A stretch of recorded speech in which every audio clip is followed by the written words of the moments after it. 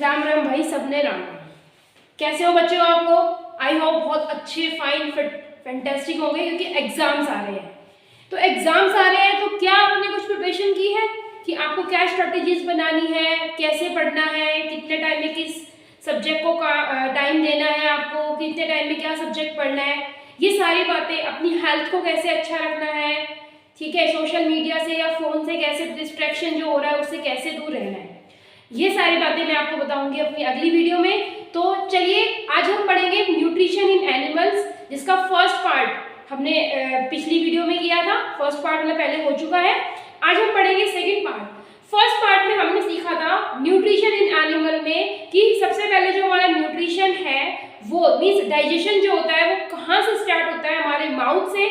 Mouth के अंदर भी हमने टीथ, आपका क्या कहते हैं सलाइवरी अमाइलेज जो एंजाइम है, सलाइवा है वो, और टंग, इनके बारे में पढ़ा था।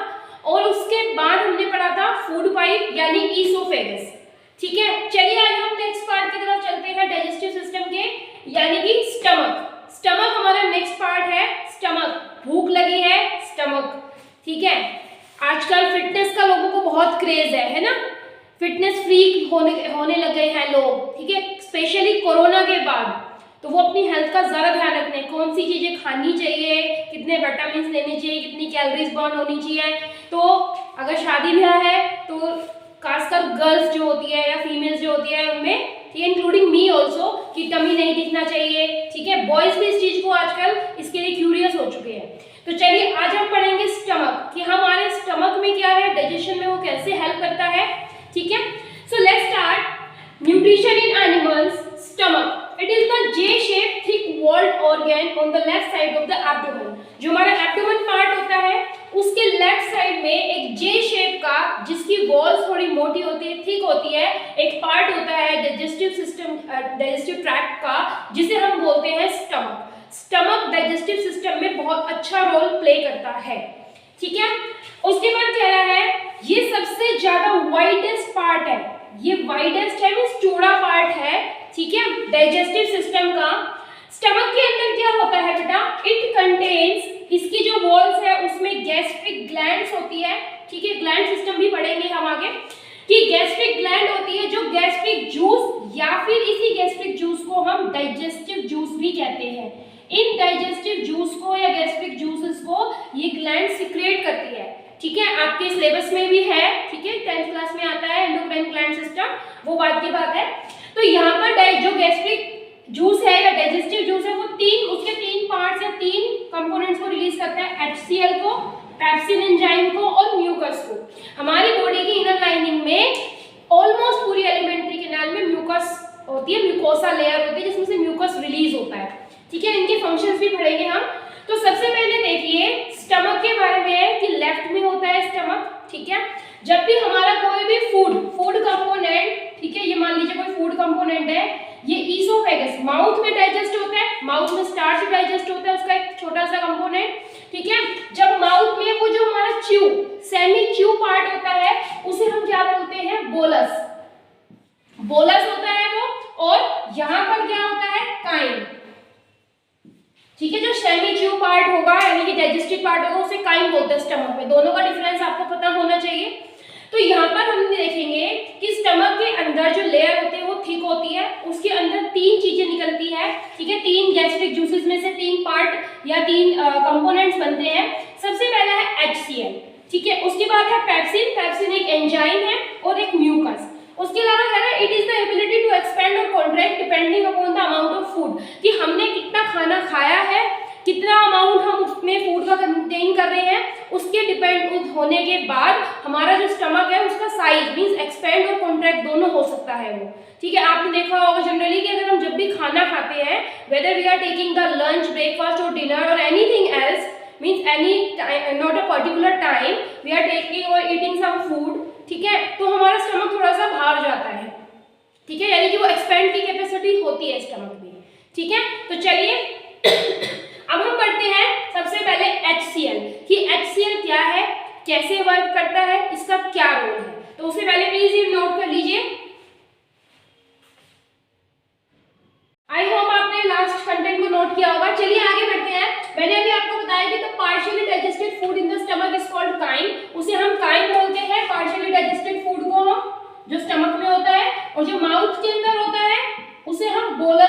है।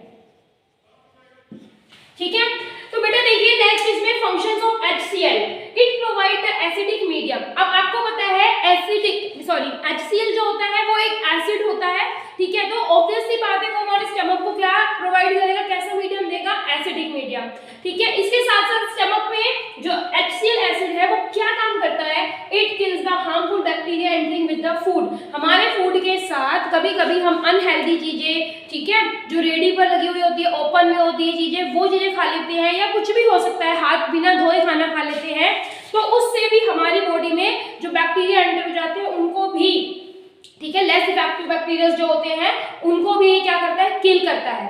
इसके अलावा देखिए कि यदि हमें जब हमारी बॉडी में HCl इंक्रीज हो जाता है, अगर मैं बात करूं HCl इंक्रीज होने की, तो हमारी बॉडी में जब HCl इंक्रीज हो जाता है तो हमें एक प्रॉब्लम हो जाती है जिसे हम एसिडिटी बोलते हैं। ठीक है, जलन हो जाना हमारे यहाँ पे ईसोफेगस में, या जब भी हम देखो दो बातें हो सकती है। ठीक है, मोस्ट प्रोबेबली क्या होता है, जैसे अब वेडिंग सीजन चल रहा है, तो वेडिंग सीजन के अंदर क्या होता है, हमें बहुत सारी डिशेस मिलती है, कुछ डिशेज ऐसी होती है जिनकी तासीर गर्म होती है, कुछ ऐसी होती है जिनकी कोल्ड होती है। For example most of the people will do, क्या करते हैं, ठीक है, पहले हम भी ये चीज करते थे कि अधिकतर भारत में लोग क्या करते हैं, पराठे के साथ या खाने के साथ या खाने के बाद चाय कॉफी और आइसक्रीम खाते हैं। ठीक है, कि चलो खाने के बाद मीठा खाओ आप, लेकिन मोस्ट प्रोबेबली जब खासकर वेडिंग्स में आइसक्रीम खा ली, कभी गर्म के ऊपर ठंडा, तो उससे क्या हुआ, या तो फूड पॉइजनिंग हो जाती है कभी कभी, या फिर हमारे बॉडी के अंदर क्या हो जाता है, एसिड इंक्रीज हो जाता है स्टमक के अंदर।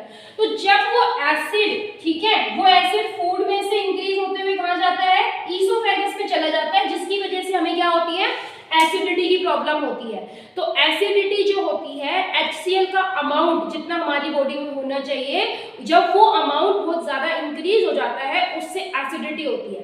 मोस्टली सर्दियों में एसिडिटी की प्रॉब्लम बहुत देखने को मिलती है। सर्दियों में क्यों होती है ये, क्योंकि सर्दियों में क्या होता है, फिजिकल वर्कआउट कम हो जाता है, और जिसकी वजह से क्या हुआ, हमने खाना खाया, और खासकर तो इंटेक ऑफ स्वीट्स, मीठा बहुत ज्यादा खाया जाता है, और मीठे को डाइजेस्ट करना बहुत जरूरी है, उसकी वजह से भी एसिडिटी इफेक्ट्स हो जाते हैं। तो इसलिए हमें खाना सोच समझ कर खाना चाहिए, पेट भी हमारा है, ठीक है, और खाना भी है, थोड़ा थोड़ा करके खाइए, अच्छे से बाइट करके, मीन्स उसको जितना आप च्यू करेंगे, ठीक है, उसको जितना चबा चबा कर खाएंगे उतने अच्छे से प्रॉपर डाइजेशन होगा। ठीक है, जल्दी खाना नहीं खाना चाहिए, और खाने के बाद तो पानी पीना नहीं चाहिए। ठीक है, ऐसा कहा जाता है आयुर्वेदा के अंदर, मैंने यहाँ पे पढ़ा है कि हमारे स्टमक के अंदर 3 पार्ट्स करने चाहिए हमें। 50% खाना होना चाहिए, जितनी भूख है उससे थोड़ा सा कम खाना चाहिए हमें। ठीक है, 25% स्पेस जो होता है वो पानी के लिए होता है, 25% स्पेस जो होता है वो एयर यानी वायु जिसे बोला जाता है ना, वायु के लिए रखना चाहिए। तो खाना भी हमें भूख से कम खाना चाहिए। ठीक है, चलिए, तो खाने की बात हुई, अब हम अपने टॉपिक पे आते हैं। तो हमने यहाँ सीखा कि HCl एसिडिक मीडियम देता है हमारे स्टमक को, और बैक्टीरिया को क्या करता है, हार्मफुल बैक्टीरिया को किल कर देता है। उसके बाद देखिए बेटा, यहाँ पर एक हमारी अभी हमने पढ़ा कि थिक वॉल होती है ये, तो ये जो थिकनेस हो गई, इसमें जो वॉल की थिकनेस हो गई यहाँ पे स्टमक के अंदर, ठीक है, मैं इसको थोड़ा सा ऐसे बनाती हूँ, तो ये जो थिकनेस है बेटा, यहाँ पर एक म्यूकोसा लेयर होती है, म्यूकोसा लेयर। ये म्यूकोसा लेयर क्या रिलीज करती है, म्यूकस को। ठीक है, म्यूकस क्या काम करता है कि जो भी HCl यहाँ पे रिलीज हुआ, या जो भी HCl से एसिडिक मीडियम हुआ, उस एसिडिक मीडियम से, उसके इफेक्ट से, HCl के इफेक्ट से हमारे स्टमक की इनर लाइनिंग को ये म्यूकस जो होता है, या म्यूकोसा लेयर होती है, वो प्रोटेक्ट करती है। ठीक है, इसका काम सिर्फ एक यही है कि ये प्रोटेक्शन करती है। उसके बाद चलिए अब हम देखेंगे पेप्सिन।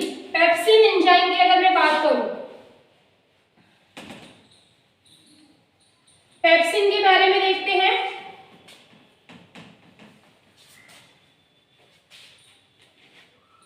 सबसे पहले जो फूड है ना, फूड का डाइजेशन जो होगा वो माउथ में स्टार्ट हो जाता है, लेकिन पेप्सिन जो होता है वो किसका डाइजेशन करता है, ये भी एक क्वेश्चन बनता है।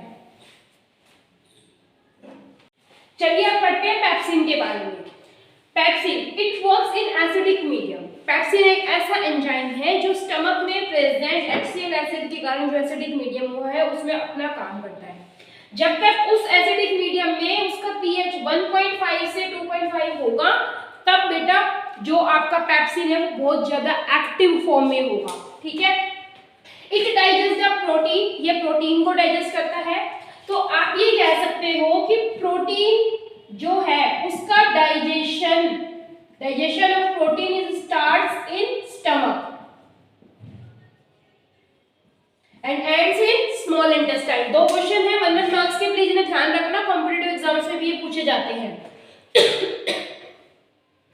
चलिए, कह रहा है it is secreted by gastric chief cells, जो प्रोटीन होता है, सॉरी पेप्सिन होता है, वहां पर स्टमक के अंदर कुछ सेल्स होती है जिन्हें हम पेप्सिनोजेन कहते हैं।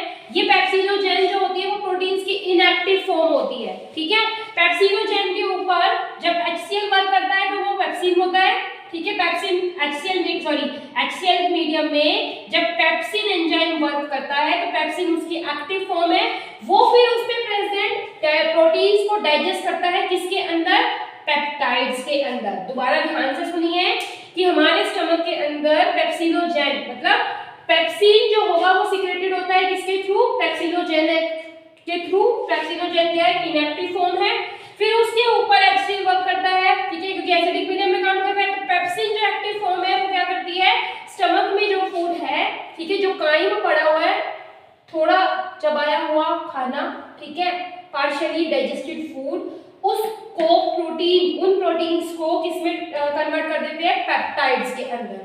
उसके अलावा देखिए मेन इंपॉर्टेंट चीज, अब आपने देखा होगा कि हमें दूध पीना चाहिए, दूध में प्रोटीन होता है, ठीक है, लेकिन सारे प्रोटीन को पेप्सिन डाइजेस्ट नहीं करता है। तो दूध में ध्यान से देखो, प्रोरेनिन हमारे पास एंजाइम होता है जो इनएक्टिव फॉर्म है, ठीक है। जब रेनिन, प्रोरेनिन HCl मीडियम में रेनिन के साथ वर्क करता है, ठीक है, वर्क करने के बाद ये एक्टिव फॉर्म होती है रेनिन, और ये रेनिन मिल्क में प्रेजेंट जो होती है, ठीक है, क्या, प्रोटीन, उनको डाइजेस्ट करता है। इसलिए आपने देखा होगा जो बड़े लोग होते हैं, बुजुर्ग जिनको हम बोलते हैं, ठीक है, वो उनके अंदर जो दूध होता है वो दूध डाइजेशन क्या होता है, कम, धीरे धीरे होने लग जाता है, ठीक है, बड़ी एज के बाद। तो उनके अंदर जो रेनिन होता है ना, वो रेनिन धीरे धीरे क्या हो गया, इनएक्टिव फॉर्म में, मींस ये तो एक्टिव फॉर्म है, कहने का मतलब इसका अमाउंट कम हो जाता है, जिसकी वजह से दूध में जो प्रोटीन होता है वो डाइजेस्ट नहीं हो पाता। दूध में मिल्क प्रोटीन जो होता है उसका नाम होता है कैजीन, कैजीन नाम होता है उसका। तो यहाँ पर हमने देखा जो पैक्टिन होता है मेनली क्या कह सकते हो आप, प्रोटीन को डाइजेस्ट करता है। तो प्रोटीन का डाइजेशन क्या हो गया, और एसिडिक मीडियम में वर्क करता है। प्रोटीन का डाइजेशन जो होगा वो पेप्सिन के थ्रू स्टमक के अंदर होता है स्टार्ट, एसिडिक मीडियम में ये वर्क करता है, ठीक है। यहाँ तक आपको आई होप समझ में आ गया होगा ये सारी चीजें। तो हमने स्टमक के तीनों पार्ट्स पढ़े हैं, HCl एसिड पढ़ा है हमने स्टमक के अंदर, ठीक है, म्यूकस लेयर पढ़ी है हमने स्टमक के अंदर, म्यूकोसा लेयर या म्यूकस के बारे में पढ़ा है, और तीसरा हमने पेप्सिन एंजाइम के बारे में पढ़ा है। तो स्टमक का जब फूड डाइजेस्ट होगा तो उसके बाद वो डाइजेस्टिव फूड कहाँ जाएगा, स्टमक से स्मॉल इंटेस्टाइन में। तो आइए चलो आगे बढ़ते हैं, स्मॉल इंटेस्टाइन। अब पढ़ते हैं स्मॉल इंटेस्टाइन। स्मॉल इंटेस्टाइन हमारी बॉडी का एक ऐसा पार्ट होता है जो लेंथ में बहुत ज्यादा लंबा है, ठीक है, अदर कंपोनेंट्स के अकॉर्डिंग, ठीक है। स्मॉल इंटेस्टाइन, जैसे देखिए बेटा, हमें एक पाइप है हमारे पास, अगर हम उसे रोल करके रखते हैं तो वो कम जगह को ऑक्यूपाई करता है, ठीक है, कम जगह को ऑक्यूपाई करता है। लेकिन जब हम उसे ओपन करेंगे तो क्या होगा, ओपन करने के बाद उसकी लेंथ या उसका स्पेस एरिया बढ़ जाएगा। तो उसी तरीके से स्मॉल इंटेस्टाइन हमारी बॉडी में ऐसे कॉइल फॉर्म्स के अंदर होती है, लेकिन इसकी लेंथ जो होती है वो ऑलमोस्ट 6.5 मीटर तक होती है हमारी बॉडी के अंदर, ठीक है। तो यहाँ पर अभी मैं आपको ये बताना चाहती हूँ सबसे पहले कि स्मॉल इंटेस्टाइन का स्ट्रक्चर क्या है, उसके फंक्शन यानी कि डाइजेशन कैसे होता है वो अभी हम आगे पढ़ेंगे। सबसे पहले देखिए, फूड पाइप से हमने पढ़ा कि फूड जो होता है वो किस में आता है, स्टमक के अंदर आता है। स्टमक में फूड का डाइजेशन होता है, फिर पार्शियली डाइजेस्टेड फूड किस में जाता है, स्मॉल इंटेस्टाइन में। अब वो स्मॉल इंटेस्टाइन में जाएगा तो जाने के लिए उसे एक दरवाजे को पार करना पड़ेगा, ठीक है। उस दरवाजे का नाम है पायोरिक स्पिंचर। इस स्पिंचर वर्ड का मतलब एक तरीके से लगा सकते हो, it is a kind of wall और it is a kind of barrier. ये एक रुकावट, एक दरवाजे की तरह काम करते हैं स्पिंचर, ठीक है। अब स्मॉल इंटेस्टाइन जो है पार्शियली डाइजेस्टिव फूड, देखिए काइम जो है वो यहाँ से एंटर हुआ। पायोरिक स्पिंचर का काम क्या है, ये क्या करता है कि जो फूड एंटर हो दोबारा से स्टमक में जाने से रोकता है, उसको बैक फ्लो होने नहीं देता है।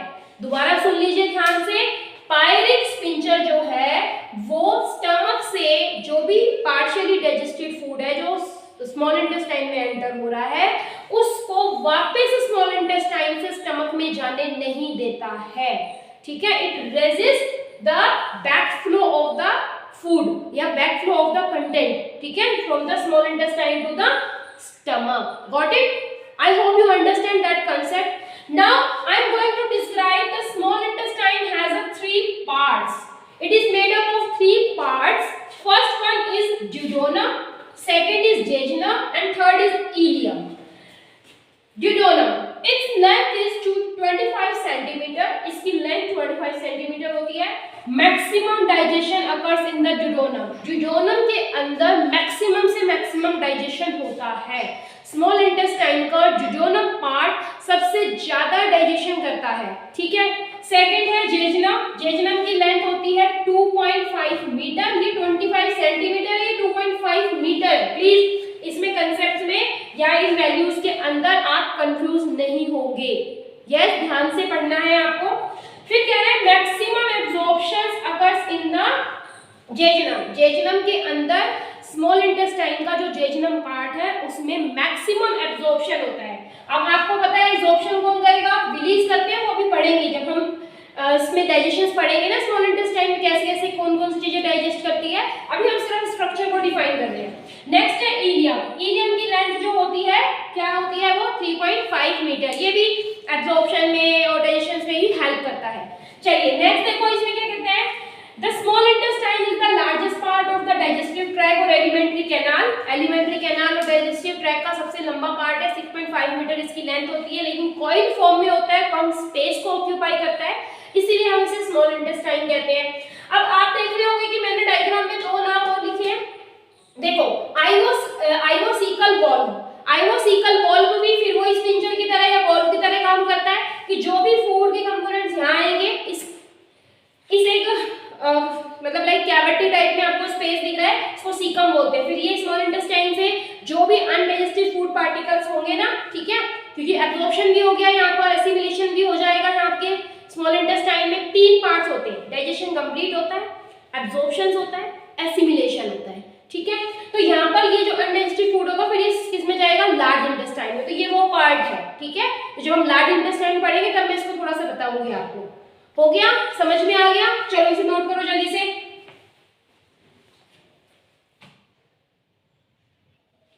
So let's start the digestion in small intestine. Small intestine के अंदर 3 कंपोनेंट्स का डाइजेशन होता है, लिपिड यानी फैट्स, प्रोटीन्स और कार्बोहाइड्रेट्स, ठीक है। ध्यान से देखिए, 3 major nutrients are digested in it are lipid, proteins and the carbohydrates. अब स्मॉल इंटेस्टाइन के अंदर डाइजेशन कंप्लीट होता है, एब्जॉर्प्शन होता है और एसिमिलेशन होता है, ठीक है। लेकिन डाइजेशन यानी कि फैट, प्रोटीन और कार्बोहाइड्रेट का डाइजेशन 2 ग्लैंड्स की हेल्प से होता है। एक ग्लैंड है आपकी पैनक्रियास जो स्टमक के हमारे जो लीवर होता है, ठीक है, दूसरी ग्लैंड है लीवर, ठीक है, स्टमक से अटैच होती है पैनक्रियास, गॉल ब्लैडर, ठीक है, ये सारे कुछ कंपोनेंट्स होते हैं। तो ध्यान से सुनिए, अब पैनक्रियास जो होती है उसके अंदर पैनक्रियाटिक जूस रिलीज होता है, ठीक है, पैनक्रियाटिक आप उसके अंदर जूस कह सकते हो, डाइजेस्टिव जूस कह सकते हो, जिसके अंदर 3 तरह के आपको एंजाइम्स मिलते हैं। पहला एंजाइम मिलता है आपको ट्रिप्सिन, दूसरा एंजाइम मिलता है आपको पैनक्रियाटिक एमाइलेज और तीसरा मिलता है लाइपेज। ये तीनों एंजाइम्स स्मॉल इंटेस्टाइन में, मतलब पैनक्रियाटिक जूस जो होगा पैनक्रियास से स्मॉल इंटेस्टाइन में एंटर करता है, वहां पर ये तीनों फूड के जो पार्शियली डाइजेस्टेड फूड स्टमक में से आता है उस पर अटैक करते हैं या उस पर वर्क करते हैं डाइजेशन में। कहां पर करेंगे डाइजेशन? मैक्सिमम डाइजेशन कहां पर होता है? ड्यूडेनम में, यानी कि ड्यूडेनम में जाते हैं। उसके बाद अगर बेटा हम बात करें लीवर की, लीवर हमारी बॉडी का लार्जेस्ट ग्लैंड है, liver is the largest gland of our body, ठीक है। ये अगर हमारा स्टमक लेफ्ट साइड में है तो ये राइट साइड में होता है, ठीक है। रेडिश ब्राउन कलर का पार्ट होता है, ट्रायंगुलर पार्ट कह सकते हो आप इसको। It is the largest gland, ठीक है। इट सीक्रेट्स द निकलता है वो बाइल जूस कहाँ पर स्टोर किया जाता है, गॉल ब्लैडर के अंदर। ठीक है, ये दो बातें याद रखनी है। लीवर लार्जेस्ट ग्लैंड है, ठीक है, उसके अंदर से बाइल, बाइल का कलर कैसा होता है, पेल येलो कलर होता है, ठीक है, येलोइश कलर होता है बाइल का, लेकिन लीवर का कलर कैसा होता है, रेडिश ब्राउन सा। ठीक है, उसके बाद क्या है, ये जो बाइल जूस है इसका नेचर कैसा है, इसका नेचर है एल्केलाइन, मतलब बेसिक नेचर आप सिंपल वे में कह सकते हो। ठीक है, बाइल के दो फंक्शंस है। पहला क्या काम करता है कि अगर मैं बात करूं स्टमक से जो भी फूड आ रहा है, अब स्टमक का जो फूड है वो कैसा है, एसिडिक होगा क्योंकि इसमें HCl है, तो उस एसिडिक फूड को क्या करता है ये बेसिक या एल्कलाइन या न्यूट्रलाइज कर देता है। बाइल जूस लीवर में होता है, लीवर से बाइल जूस क्या करेगा, लीवर के अंदर जो बाइल जूस निकलता है वो फैट्स का डाइजेशन करता है। उसके अलावा ध्यान से देखो, it break down the fats into small globules. उसके अलावा बेटा मेन चीज क्या है कि जो स्टमक से फूड आ रहा है, अब स्टमक में HCl है, वो HCl एसिडिक मीडियम देता है, उस एसिडिक फूड को एल्कलाइन में चेंज करता है बाइल जूस। तो स्मॉल इंटेस्टाइन में जब डाइजेशन होता है तो ये दो ग्लैंड्स, ये ग्लैंड्स है और स्मॉल इंटेस्टाइन बॉडी का एक ऑर्गन है। ठीक है, तो ये बातें अलग अलग है दोनों ही, मतलब ध्यान से याद रखनी है आपको। मैंने स्टार्टिंग में आपको बताया था एलिमेंट्री कैनाल को, तो आप फर्स्ट वीडियो देख सकते हो। उसके बाद देखो, अब हम पढ़ेंगे कि जो 3 एंजाइम्स, यानी कि जो बाइल है वो गॉल ब्लैडर में स्टोर हो गया, फिर वहां से ड्यूडेनम में जाता है या स्मॉल इंटेस्टाइन में, और फिर पैनक्रियाटिक जूस भी वहां पहुंचता है, तो उसके अंदर जो एंजाइम्स हैं वो क्या काम करते हैं। तो देखो इधर ध्यान से, pancreas gland secret the pancreatic juice which contain an enzyme called the trypsin। Pancreatic juice के अंदर एक ट्रिप्सिन एंजाइम होता है जो किसको डाइजेस्ट करता है। अब देखो, स्टमक के अंदर प्रोटीन का डाइजेशन स्टार्ट हो गया था, ठीक है, पेप्टाइड्स के अंदर पेप्टाइड्स की फॉर्म में हुआ, फिर वो प्रोटीन या वो पेप्टाइड फॉर्म्स कहाँ आई, स्मॉल इंटेस्टाइन में, तो हम उसको प्रोटीन की फॉर्म भी कह सकते हैं। तो प्रोटीन जो हुआ, ठीक है, जो प्रोटीन का डाइजेशन कंप्लीट एक तरीके से हुआ, वो ट्रिप्सिन ने कर दिया, किसके अंदर कर दिया, अमीनो एसिड्स। लेकिन ट्रिप्सिन अकेला ये काम नहीं करता, स्मॉल इंटेस्टाइन की वॉल्स जो होती है उसमें इंटेस्टाइनल जूसेस होते हैं जो ये काम करने में हेल्प करते हैं ट्रिप्सिन की। ठीक है, ट्रिप्सिन और स्मॉल इंटेस्टाइन में जो इंटेस्टाइनल जूस है उनमें भी कुछ एंजाइम्स होते हैं जो कंप्लीट प्रोटीन को, एक तरीके से पेप्टाइड्स को, प्रोटीन्स को किसमें डाइजेस्ट कर देते हैं, सबसे स्मॉल कंपोनेंट जिन्हें हम अमीनो एसिड्स बोलते हैं।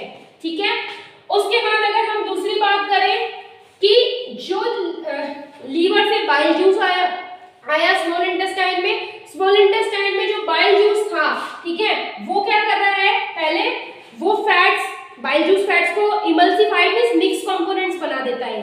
वो इमल्सिफाइड फैट्स पे जब लाइपेज जो पैनक्रियाज से आया है, पैनक्रियाटिक ग्लैंड से आया है, वो लाइपेज उस पे अटैक करता है और उसको किसमें चेंज कर देता है।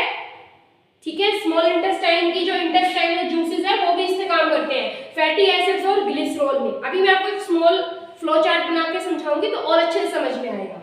नेक्स्ट है कार्बोहाइड्रेट्स। कार्बोहाइड्रेट्स का एक कंपोनेंट स्टार्च का डाइजेशन माउथ में होता है।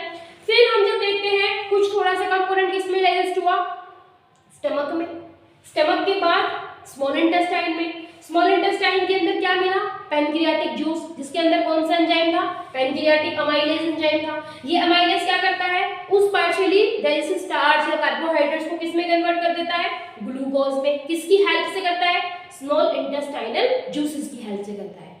ठीक है, थोड़ा सा ध्यान से पढ़ने वाली चीजें हैं ये, क्योंकि इसमें पैनक्रियाज और लीवर का बहुत इंपॉर्टेंट रोल है।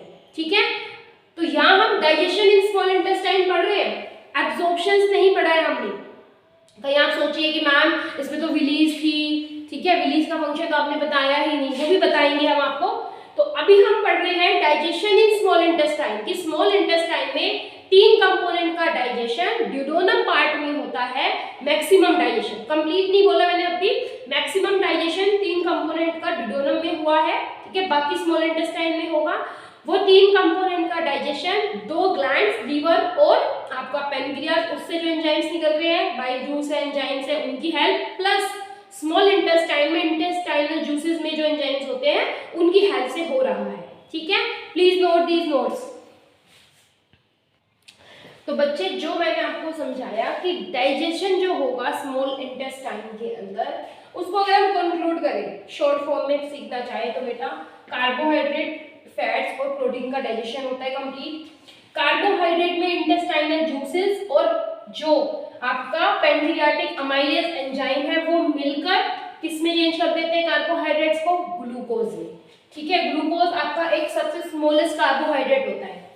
इमल्सिफाइड फैट्स हो गए, बाइल जूस ने इसको इमल्सिफाइड फैट्स में कन्वर्ट किया। ठीक है, लीवर के अंदर, लेकिन स्मॉल इंटेस्टाइन में इंटेस्टाइनल जूसेस और लाइपेज ने इस इमल्सिफाइड फैट को किसमें चेंज कर दिया, फैटी एसिड और ग्लिसरॉल में।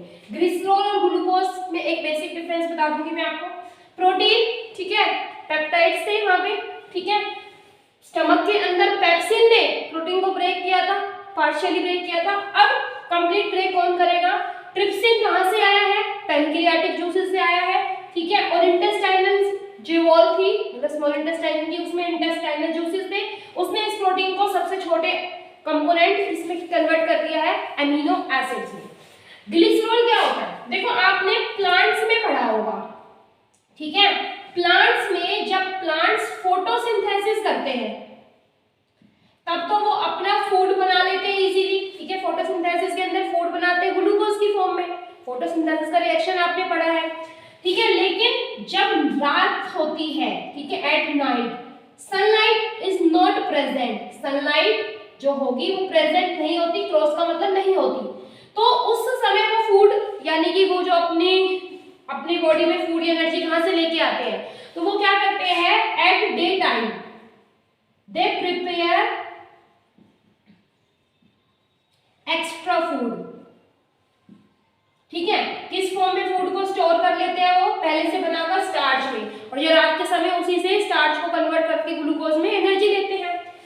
इन दैट सिंपल वे हमारी बॉडी में भी ऐसा ही होता है कुछ कुछ। जैसे जब हमने खाना खाया, सपोज आपने 12 बजे लंच किया है, मान लीजिए स्कूल में ऑलमोस्ट जल्दी हो जाता है, तो आपने जब लंच किया तो फूड को डाइजेस्ट होने में स्टमक में फूड 3 to 4 आवर्स तक रहता है, 3 से 4 घंटे लगते हैं।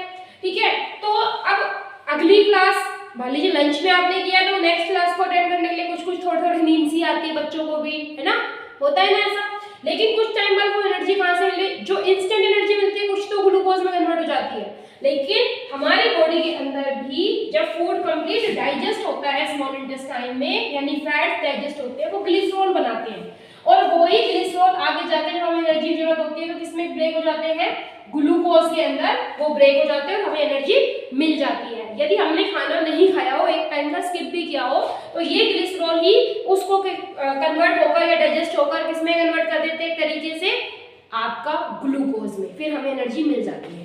तो ये छोटा सा डिफरेंस था, मतलब स्टोर फूड होता है एक तरीके से। चलिए, अब मेरे पास एक सवाल है, क्या सारे एनिमल्स में स्मॉल इंटेस्टाइन जो होगी वो सेम होती है? Is the length of small intestine is same in all animals? आप कह सकते हो, क्वेश्चन पूछा है मैंने आपसे, तो ये एक क्वेश्चन आता है पेपर में। ठीक है, the length of small intestine in all the animals is different या differ in various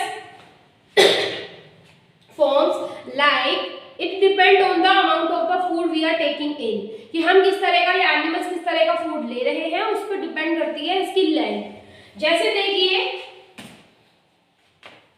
अगर एनिमल्स की बात करें, ठीक है, कार्निवोरस और हार्बिवोरस की बात कर रहे हैं हम यहाँ पर।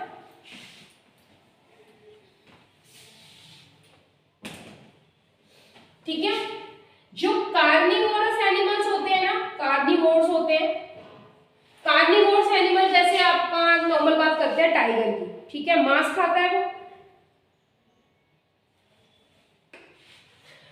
कार्निवोरस एनिमल की लॉइन, टाइगर, अगर मैं इनकी बात करूं, ठीक है, वो क्या खाते हैं, मीट या फ्लैश खाते हैं। ठीक है, बचाओ, ठीक है, फ्लैश मतलब वो मीट को बोलते हैं हम, तो मीट खाते हैं वो लोग। तो मीट एक ऐसा आपका फूड कंपोनेंट है जो इजीली डाइजेस्ट होता है, इजीली डाइजेस्टेड। ठीक है बेटा, कंसेप्ट को समझने की कोशिश कीजिए।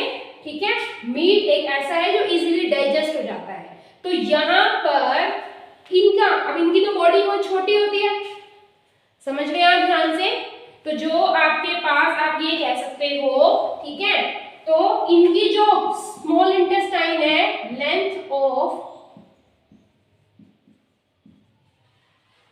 Small intestine in carnivores is small.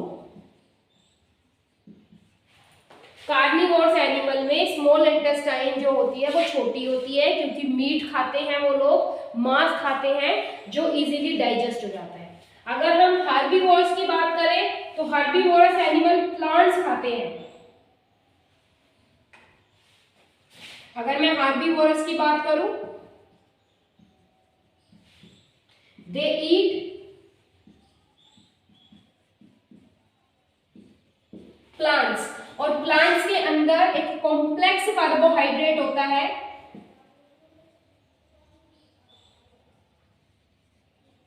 एक कॉम्प्लेक्स कार्बोहाइड्रेट होता है जिसे हम क्या बोलते हैं, सेल्यूलोज, ठीक है, और ये नॉट डाइजेस्टेड इजीली।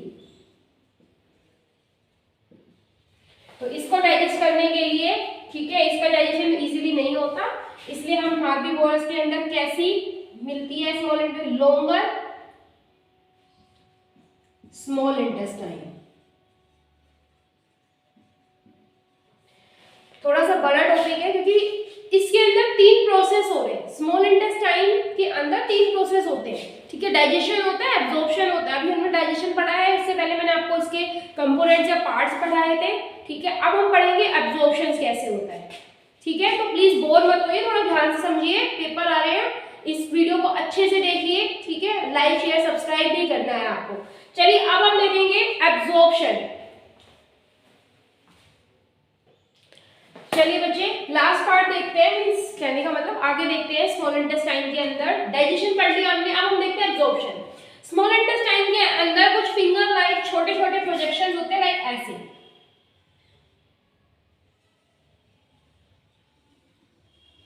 ठीक है।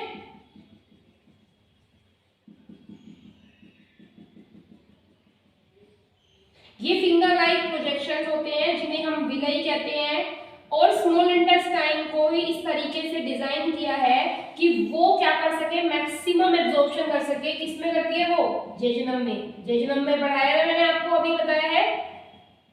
ये फिंगर लाइक प्रोजेक्शंस होते हैं, इनके अंदर क्या होता है कि जो भी हमारा फूड डाइजेस्ट हो गया, जैसे डाइजेस्टिव फॉर्म में होता है ग्लूकोज, ठीक है, फैट्स किसमें होते हैं, फैटी एसिड्स, ठीक है, और प्रोटीन किसमें होता है, अमीनो एसिड्स में। तो ये जितने भी कंपोनेंट्स हैं, ये क्या होते हैं कि ये सरफेस एरिया को इंक्रीज कर लेती है, ज्यादा से ज्यादा इन फूड कंपोनेंट को क्या करती है, एब्जॉर्ब कर लेती है। तो स्मॉल इंटेस्टाइन में the inner surface of the small intestine has tiny finger like projections called the villi and it they increase the surface area which help in the rapid absorption.